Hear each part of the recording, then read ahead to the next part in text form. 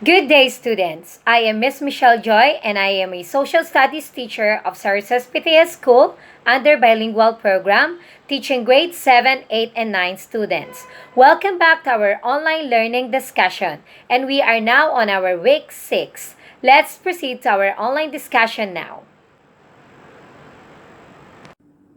So our subject class is social studies, and our topics for this week are the following.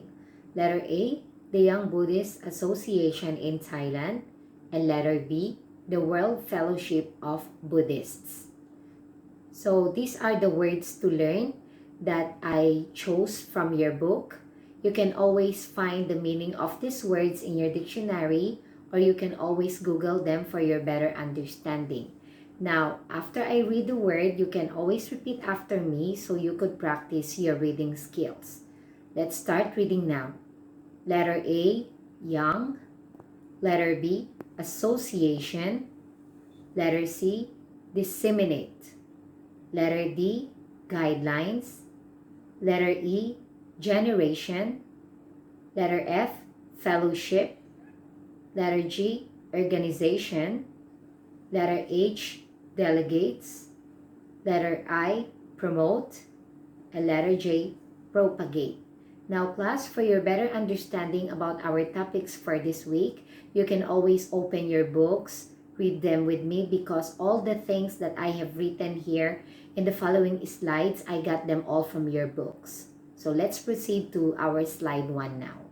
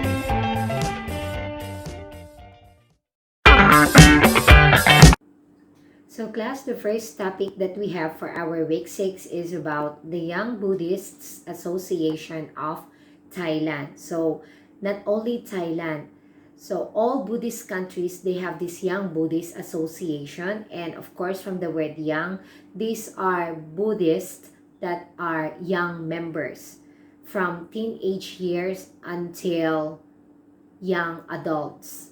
So the Young Buddhists Association of Thailand, or Yuwa Buddhiga Samakorn, was founded in January 1949 by a group of young men and women.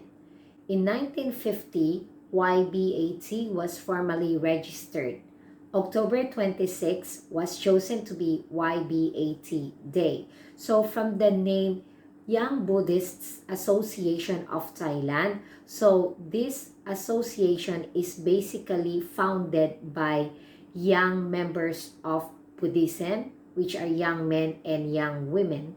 And in Thailand, it was founded in January 1949. And it was formally registered after a year. So it was in 1950. And October 26 was the day that is being chosen to be as YBAT Day. So Colonel Tongkam Siriotin, one of the founders, became the first president, and he is the father of YBAT. So one of the founders of YBAT, or Young Buddhist Association of Thailand, is Colonel Tongkam Siriotin, and he also became the first president of this association in Thailand, and he is considered the father of YBAT. Another person that is very significant in Young Buddhist Association of Thailand is Dr. Siri Karinchai.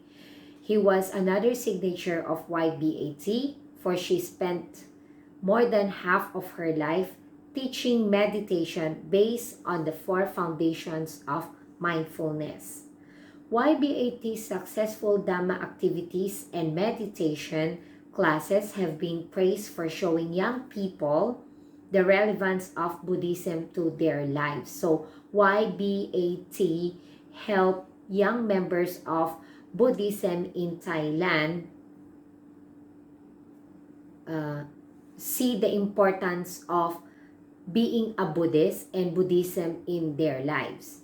Buddhism has been perceived in another aspect that it is only for old people. They say it's only for old people, but no, it's not.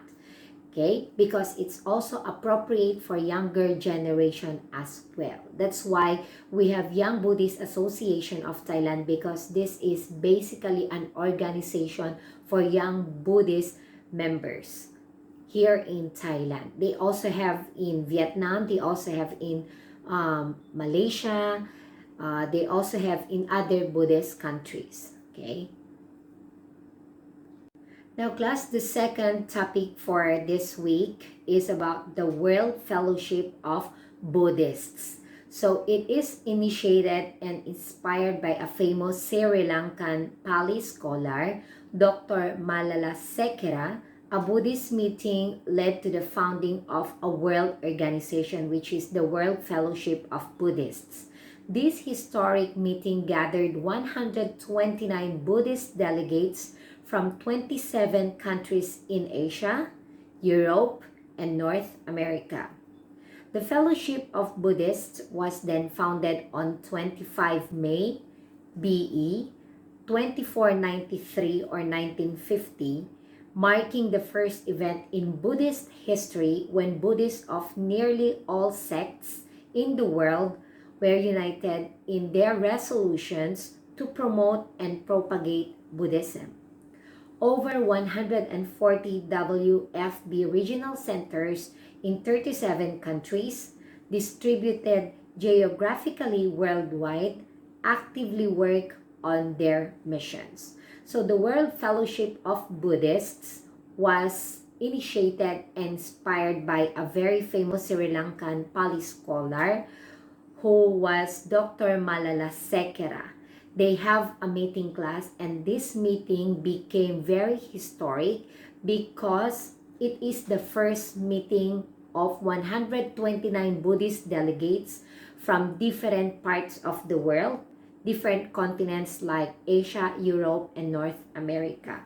And then the Fellowship of Buddhists was then founded on 25 of May 1950, and it was the first event in Buddhist history when Buddhists of nearly all sects in the world unite, okay, and then they form ways of promoting Buddhism, and then they propagate or spread Buddhism not only in Asia, Europe, and North America, but around the world. Okay, so when they started spreading Buddhism or propagating Buddhism, we have 140 WFB regional centers in not only 27 countries but now 37 countries, and then they have their own missions to actively spread and propagate about the teachings of Buddhism through the World Fellowship of Buddhists. So now class, let's study about the missions of the World Fellowship of Buddhists. As I have mentioned you before this slide, each countries or each delegates, they have the mission to propagate geographically about Buddhism. So the three missions are the following. Letter A, propagation of Buddhism. When you say propagation, means the spread of Buddhism not only in Asia, Europe, and North America, but also in different parts of the world. Next, letter B, promotion of solidarity and unity of Buddhists all over the world. Meaning to say, all Buddhists, regardless of where you are, what country you are, or what continent you are in, you have to have the unity, peace, and solidarity all over the world.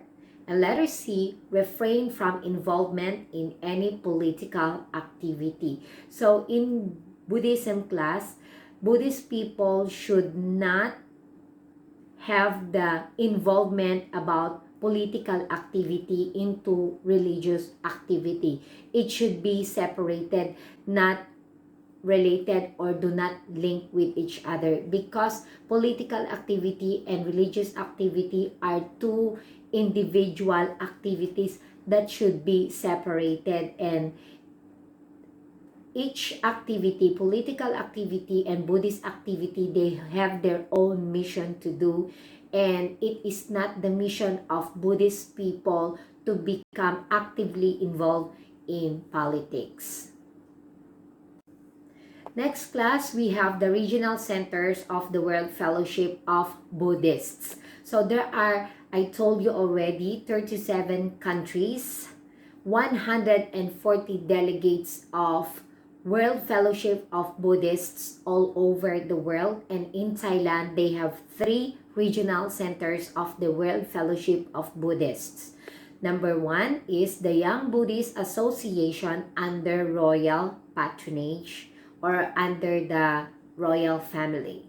Letter B, the Thai Chinese Buddhist Association, because a lot of Thai people, they have Chinese blood, okay? And a lot of Thais and a lot of Chinese are practicing the religion of Buddhism. And letter C, the Luang Po Viriang Sirin Tarot Foundation. So all these 3 regional centers are delegates of the World Fellowship of Buddhists, and their mission is to spread or propagate Buddhist teachings, not only for Buddhist members but also for other people that are willing to join the religion or that are willing to learn about Buddhist practices. Now class, the last topic for this week is about the functions of the World Fellowship of Buddhism. So we have the missions of the World Fellowship of Buddhists. We have the regional centers of the World Fellowship of Buddhists in Thailand. And now, let us study about the functions of the World Fellowship of Buddhists. Why do we have the World Fellowship of Buddhists? What are their duties and responsibilities? So we have listed 3 of the functions of the World Fellowship of Buddhists, or WFB. So letter A, provide the operational guidelines based on the solutions of the General Conference. Letter B, to coordinate with the regional centers worldwide by exchanging views and opinions.